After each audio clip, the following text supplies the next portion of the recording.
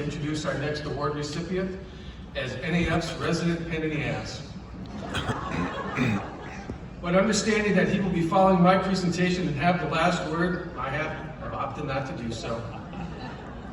But the question begs, how could someone earn that title, a pain in the ass? Especially when he's one who has served as Boston, Massachusetts support group leader for 14 years. He's overseeing the coordination of 14 rock and roll fundraising events, raising hundreds of thousands of dollars for our mission. He's led advocacy efforts in the Massachusetts State House and collaborated with scores of people in our community and lawmakers on Capitol Hill to help secure September 25th as International Ataxia Awareness Day. He served on the board of directors for 11 years and for 8 years has served on the executive committee. He's coordinated dozens upon dozens of fundraising events and awareness campaigns in this part of the country. The list does go on and on. So how does one who's done so much over a long period of time earn such a title? It's simple, 2 reasons.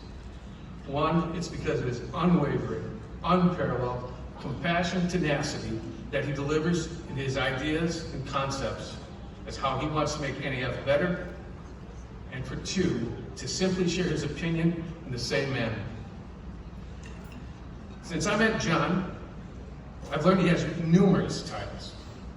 John's the top chef. Yes, I've tried a couple of his recipes, and they're top shelf. He's an entrepreneur, owning catering companies and golf courses. He produces videos, he produces podcasts. And what I learned last night is that he's also a drone pilot. He's doing it all. The title I'm most appreciative, however, is that of executive recruiter. You see, John was one of 3 members of the board of directors who recruited me to join NAF in 2016. Thank you. So John, as you step down from the board of directors, thank you for recruiting me. Thank you for all you've done to usher in the many changes for NAF and our community.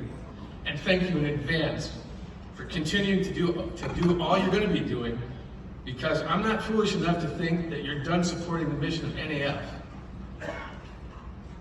Ladies and gentlemen, please salute our next recipient of the Arnie Gutzmacher Lifetime Achievement Award, Mr. John Mauro.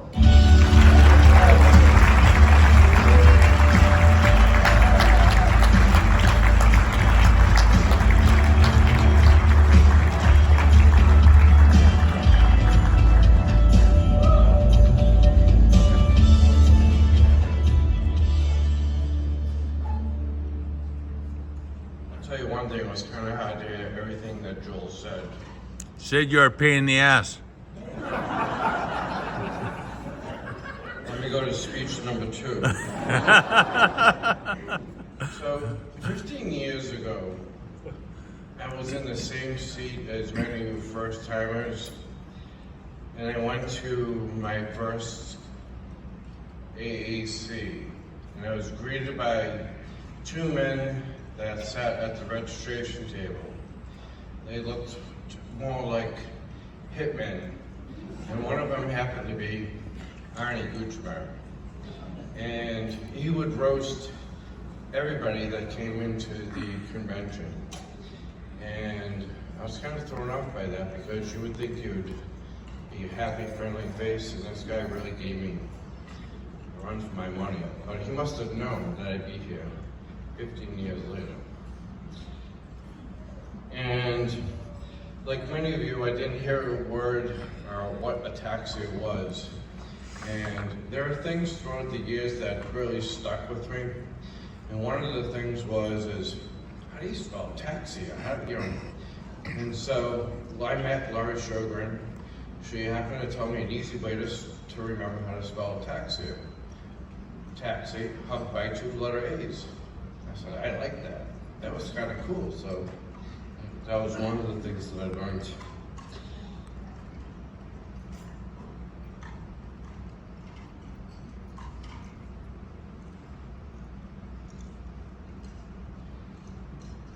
It was at that first AAC, I met a gentleman, Kyle Bryant, and he's from Barra, happened to ride a trike into the AAC. Never in my life have I ever seen a trike. He allowed me to test drive it. I said, this is kind of cool. I looked for like from the Jetsons. I gotta get one. I gotta go home and ride it. And that's how I started my first fundraiser, just by riding a bike. And we raised about $750, and it snowed that day, but we still had fun. Over the years, I did a lot of different events. And it really wasn't me, it was the support that I had. And one was, my wife, Dana, had to put up with many of my crazy thoughts, and whatever it was, I had to do it bigger than what anybody ever came up with. And then it was friends that always just came to me and said, I'll help you with that, whatever I'd be doing, whether it be awareness and building castles to get people to stop to even listen to what Ataxia even was. And if it wasn't for those people, there's no way that I would accomplish everything that I have done over the years. And really, they're the ones I need to thank. Then I learned, it was about 5 years, and I own my own business. I didn't really say what was wrong with me until somebody thought that I was drinking while I was working. And then it made me think, I'm doing no good by not saying what is going on. And that was my first way. And after I told them what I had and what was going on, didn't even understand it still, I found that people just came out of the woodwork that were willing to help me do all kinds of things. And that led the path to many of the accomplishments that I was able to do. And in those accomplishments, I don't look at those as hard work. We had some fun. I mean, we sold glow sticks at fireworks. You know what? I can get up close to see how they set up those fireworks now. And it was just things like that. I just took advantage of every moment that I could. Some of my best contacts that I made happened to be in a bathroom, or it'd be at an airport. Somebody would see a luggage tag and say, hey, I know, I've heard something, and it would be amazing, the places that you met people that you already knew about Ataxia.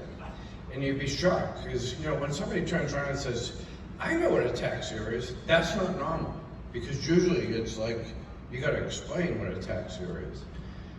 We had a shirt made that always reminds me of, and one of the shirts said, Ataxia, Ataxia who, Ataxia what, Ataxia, because it was kind of funny, but I thought it was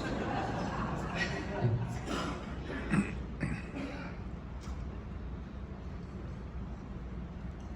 And so my last thing that I'm going to say is,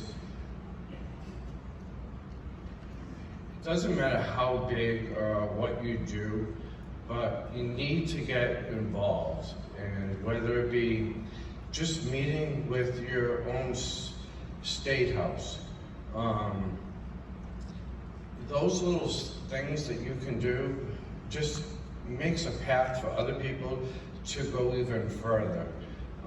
And don't be afraid to ask your representatives or anybody in that kind of field for help to get awareness. And I'll leave you with one quick story. I won an award with Myra Kraft, New England Patriots. So Bob Kraft was sitting next to me, and they were reading what I did for the community. And he leaned over to me and he said, I never heard Ataxia until now. And so I'm very quick, very witty. And so I leaned over and I said, Bob, it says if people could only learn what Ataxia is as fast as they learned what a deflated football is, we'd be doing wonders. And he turns around and he says, I like you, you got balls. And since that day, that organization is very helpful, and So you just never know. And speak up and make a path of your own. Thank you.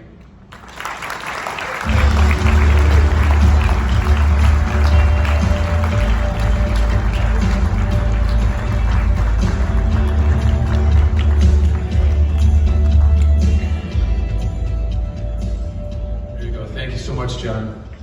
Before I introduce our next presenter, I want to let everybody know, because I know there's interest, is that the bidding on the ties is now up to $2,500. So it's off to a great start. We'll still have tomorrow, but